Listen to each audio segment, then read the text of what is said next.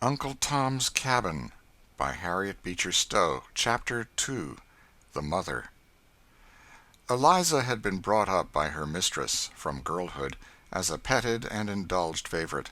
The traveler in the South must often have remarked that peculiar air of refinement, that softness of voice and manner, which seems in many cases to be a particular gift to the quadroon and mulatto women. These natural graces in the quadroon are often united with beauty of the most dazzling kind, and in almost every case with a personal appearance prepossessing and agreeable.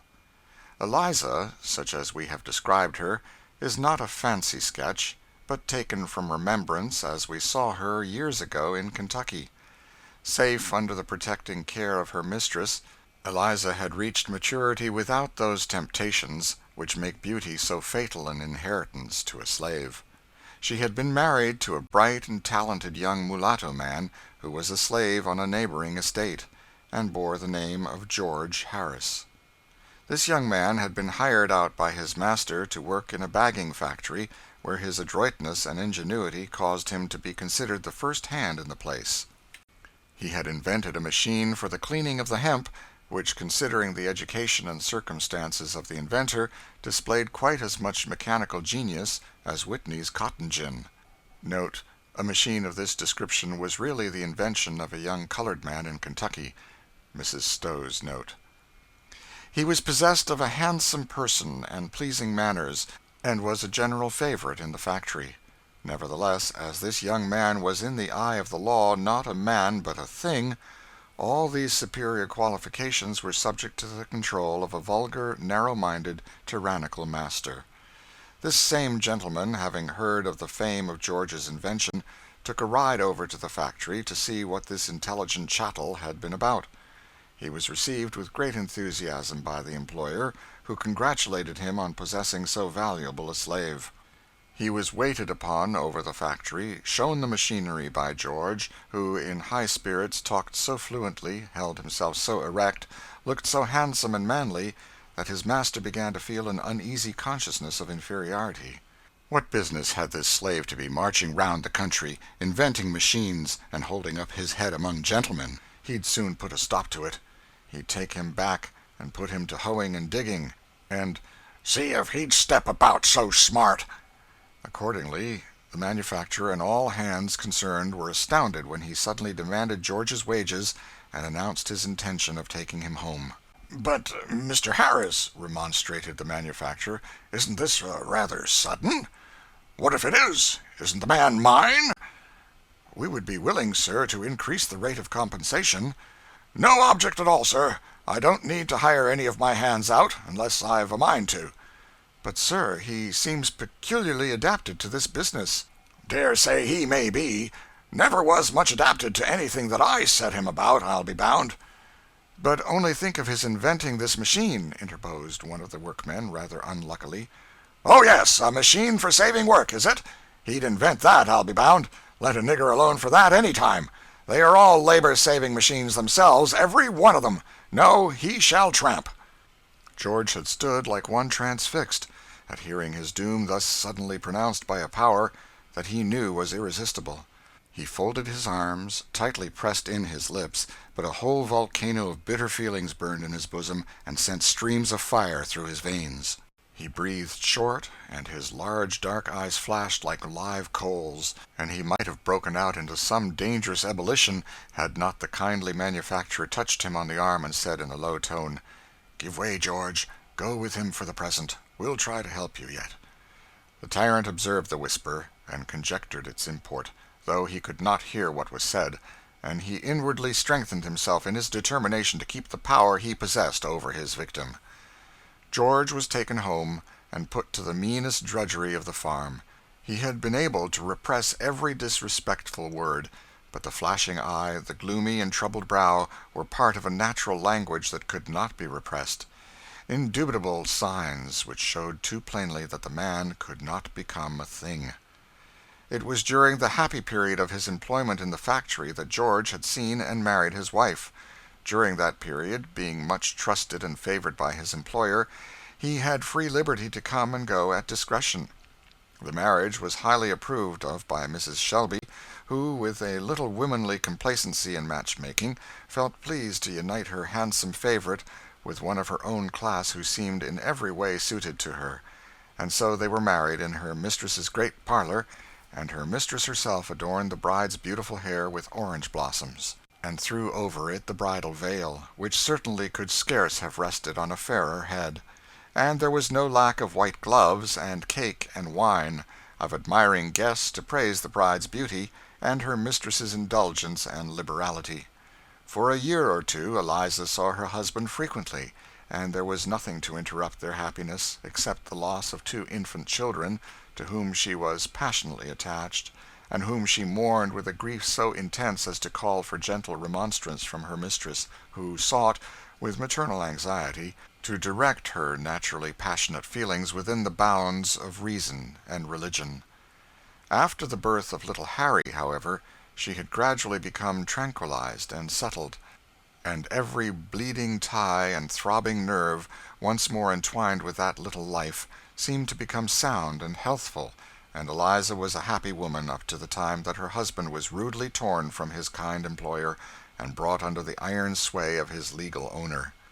The manufacturer, true to his word, visited Mr. Harris a week or 2 after George had been taken away, when, as he hoped, the heat of the occasion had passed away, and tried every possible inducement to lead him to restore him to his former employment. "You needn't trouble yourself to talk any longer," said he, doggedly. "I know my own business, sir." "I did not presume to interfere with it, sir. I only thought that you might think it for your interest to let your man to us on the terms proposed." "Oh, I understand the matter well enough. I saw your winking and whispering the day I took him out of the factory. But you don't come it over me that way. It's a free country, sir. The man's mine, and I do what I please with him. That's it." And so fell George's last hope. Nothing before him but a life of toil and drudgery, rendered more bitter by every little smarting vexation and indignity which tyrannical ingenuity could devise. A very humane jurist once said, "The worst use you can put a man to is to hang him." No, there is another use that a man can be put to that is worse. End of chapter 2. Uncle Tom's Cabin by Harriet Beecher Stowe. Chapter 3. The Husband and Father. Mrs. Shelby had gone on her visit, and Eliza stood in the veranda, rather dejectedly looking after the retreating carriage, when a hand was laid on her shoulder. She turned, and a bright smile lighted up her fine eyes. "George, is it you? How you frightened me. Well, I am so glad you's come. Missus is gone to spend the afternoon, so come into my little room, and we'll have this time all to ourselves." Saying this, she drew him into a neat little apartment opening on the veranda, where she generally sat at her sewing, within call of her mistress. "How glad I am! Why don't you smile? And look at Harry, how he grows!" The boy stood shyly regarding his father through his curls, holding close to the skirts of his mother's dress. "Isn't he beautiful?" said Eliza, lifting his long curls and kissing him. "I wish he'd never been born," said George bitterly. "I wish I'd never been born myself." Surprised and frightened, Eliza sat down, leaned her head on her husband's shoulder, and burst into tears. "There now, Eliza, it's too bad for me to make you feel so, poor girl," said he, fondly. "It's too bad. Oh, how I wish you never had seen me. You might have been happy." "George, George, how can you talk so? What dreadful thing has happened, or is going to happen?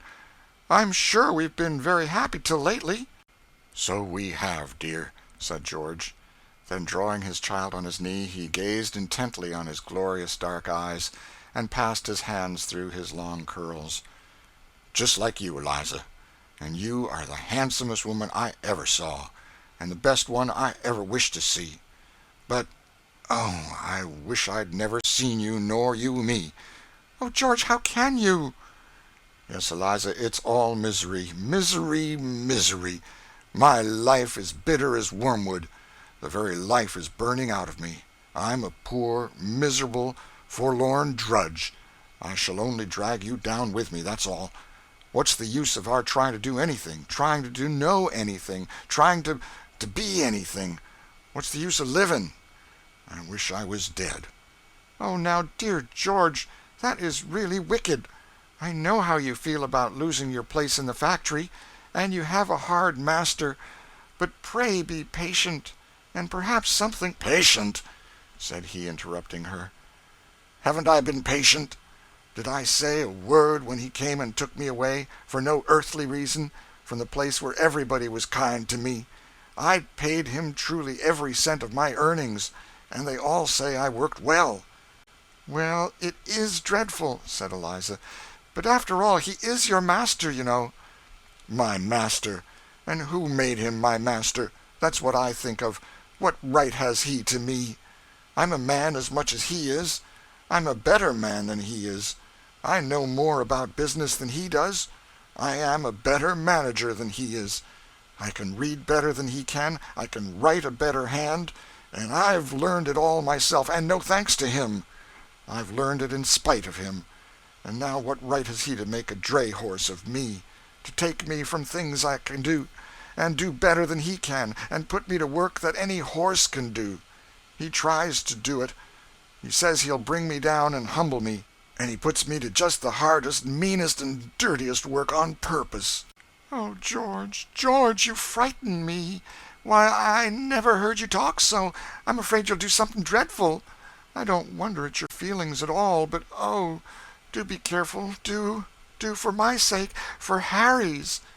"I have been careful, and I have been patient, but it's growing worse and worse. Flesh and blood can't bear it any longer.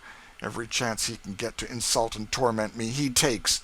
I thought I could do my work well, and keep on quiet, and have some time to read and learn out of work hours, but the more he see I can do, the more he loads on. He says that, though I don't say anything, he sees I got the devil in me, and he means to bring it out, and one of these days it will come out in a way that he won't like, or I'm mistaken." "Oh, dear, what shall we do?" said Eliza mournfully. "It was only yesterday," said George, "as I was busy loading stones into a cart, that young Massa Tom stood there, slashing his whip so near the horse that the creature was frightened. I asked him to stop, as pleasant as I could. He just kept right on. I begged him again, and then he turned on me and began striking me. I held his hand, and then he screamed and kicked and ran to his father and told him that I was fighting him.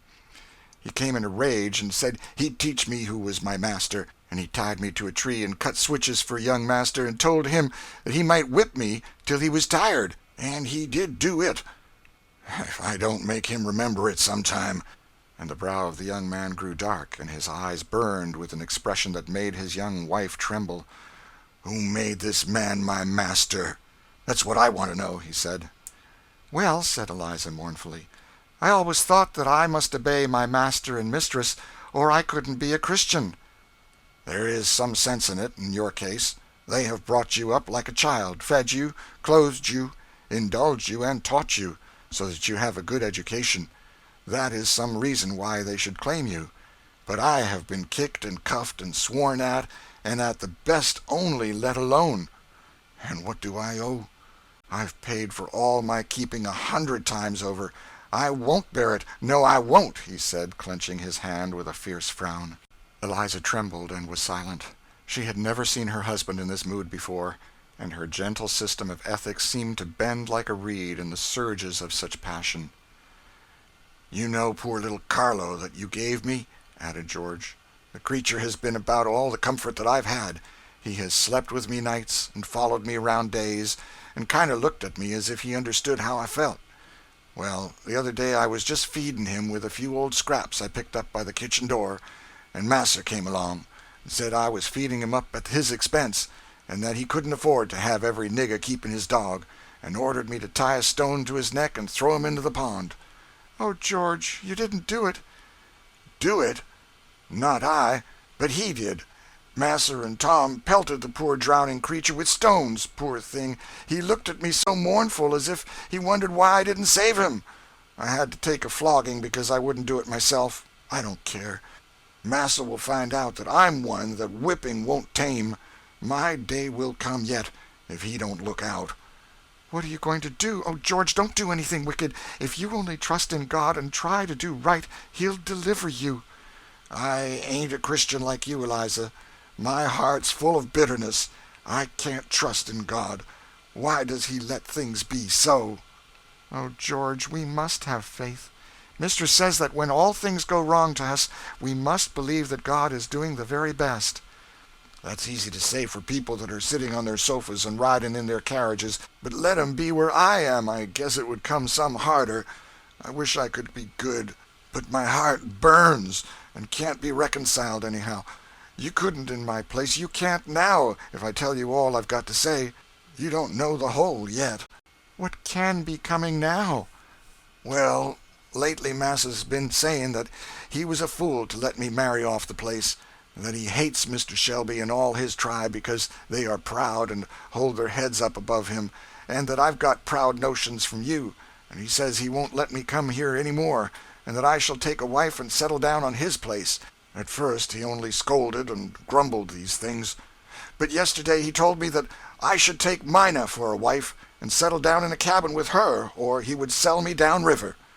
"Why, but you were married to me by the minister, as much as if you'd been a white man," said Eliza simply. "Don't you know a slave can't be married? There is no law in this country for that. I can't hold you for my wife if he chooses to part us. That's why I wish I'd never seen you. Why I wish I'd never been born. It would have been better for us both. It would have been better for this poor child if he had never been born. All this may happen to him yet." "Oh, but master is so kind." "Yes, but who knows? He may die, and then he may be sold to nobody knows who. What pleasure is it that he is handsome and smart and bright? I tell you, Eliza, that a sword will pierce through your soul for every good and pleasant thing your child is or has. It will make him worth too much for you to keep." The words smote heavily on Eliza's heart. The vision of the trader came before her eyes, and as if someone had struck her a deadly blow, she turned pale and gasped for breath. She looked nervously out on the veranda where the boy, tired of the grave conversation, had retired, and where he was riding triumphantly up and down on Mr. Shelby's walking-stick. He would have spoken to tell her husband her fears, but checked herself. "No, no, he has enough to bear, poor fellow," she thought. "No, I won't tell him. Besides, it ain't true. Mrs. never deceives us." "So, Eliza, my girl," said the husband mournfully, "bear up now, and good-bye, for I'm going." "Going, George? Going where?" "To Canada," said he, straightening himself up, "and when I'm there I'll buy you. That's all the hope that's left us. You have a kind master that won't refuse to sell you. I'll buy you and the boy. God helping me, I will." "Oh, dreadful! If you should be taken?" "I won't be taken, Eliza. I'll die first. I'll be free, or I'll die." "You won't kill yourself?" "No need of that. They will kill me fast enough. They never will get me down the river alive." "Oh, George, for my sake, do be careful. Don't do anything wicked. Don't lay hands on yourself or anybody else. You are tempted too much, too much. But don't. Go you must, but go carefully, prudently. Pray God to help you." "Well then, Eliza, hear my plan. Massa took it into his head to send me right by here with a note to Mr. Symes, that lives a mile past. I believe he expected I should come here to tell you what I have. It would please him if he thought it would aggravate Shelby's folks, as he calls 'em. I'm going home quite resigned, you understand, as if all was over. I've got some preparations made, and there are those that will help me, and in the course of a week or so I shall be among the missing some day. Pray for me, Eliza. Perhaps the good Lord will hear you." "Oh, pray yourself, George, and go trusting in him. Then you won't do anything wicked." "Well, now, good-bye," said George, holding Eliza's hands and gazing into her eyes without moving. They stood silent. Then there were last words, and sobs, and bitter weeping. Such parting as those may make whose hope to meet again is as the spider's web, and the husband and wife were parted. End of chapter 3.